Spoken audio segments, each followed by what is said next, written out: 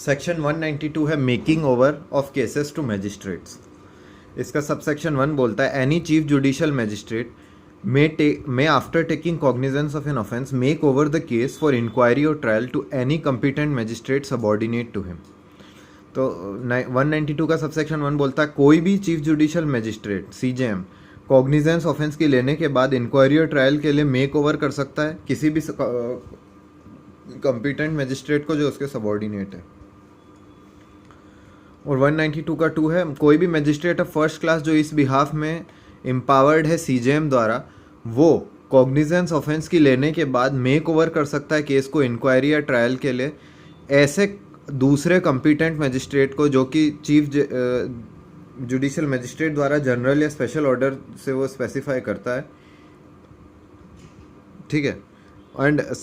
There upon such magistrate may hold inquiry और trial. 192 का subsection 2 यही बोलता है कोई भी मैजिस्ट्रेट फर्स्ट क्लास का जो इस बिहाफ में एम्पावर्ड है ना वो सीजेएम द्वारा वो कॉग्निजेंस लेने के बाद मेक ओवर कर सकता है केस इंक्वायरी या ट्रायल के लिए ऐसे कंपिटेंट मैजिस्ट्रेट को जो कि सीजेएम जनरल या स्पेशल ऑर्डर से स्पेसिफाई कर रहा है, और देयर अपॉन वो जो मैजिस्ट्रेट है वो होल्ड करेगा इंक्वायरी या ट्रायल। 193 है cognizance of offences by court of session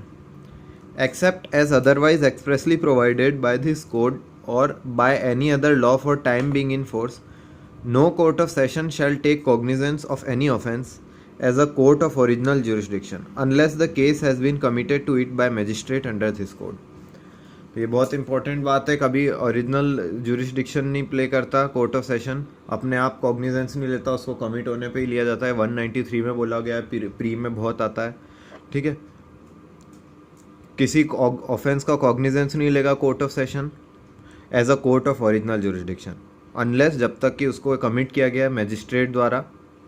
इस कोर्ट के अंदर। 194 एडिशनल एंड असिस्टेंट सेशन जज to try cases made over to them as additional session जज और असिस्टेंट सेशन जज शैल ट्राई सच केसेस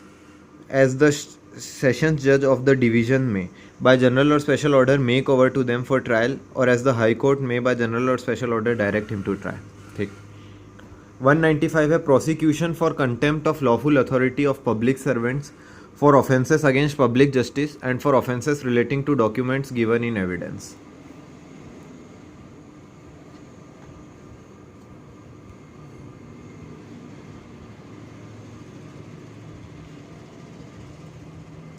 ठीक है, prosecution lawful authority of public servant के कंटेम्प्ट के लिए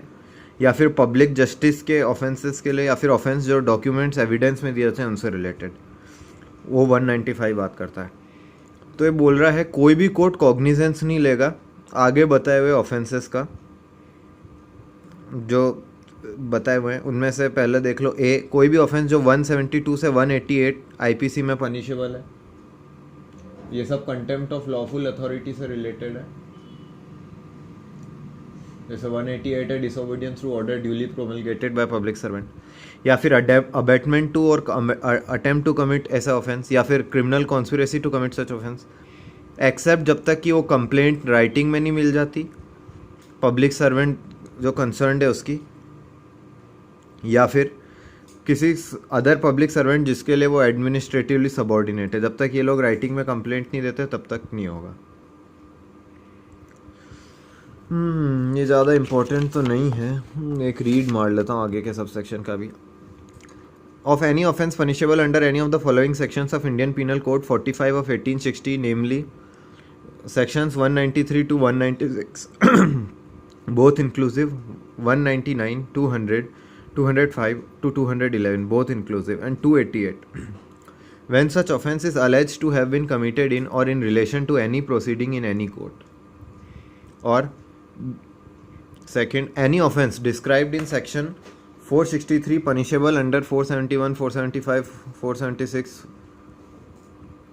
when such offence is alleged to have been committed in respect of a document produced or given in evidence in a proceeding in any court. Third, of any criminal conspiracy to commit or attempt to commit or abatement of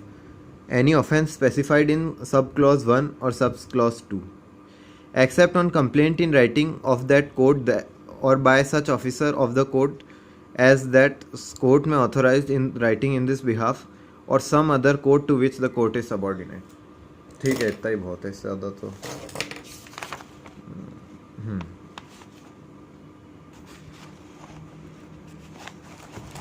आगे के section number देख लेते हैं. 195 ये है procedure for witness in case of threatening. ठीक है. 196 है prosecution for offences against the state and for criminal conspiracy to commit such offence. तो कोई भी कोर्ट ऑफेंस नहीं लेगा कि कोई ऑफेंस जो चैप्टर 6 में डिफाइंड है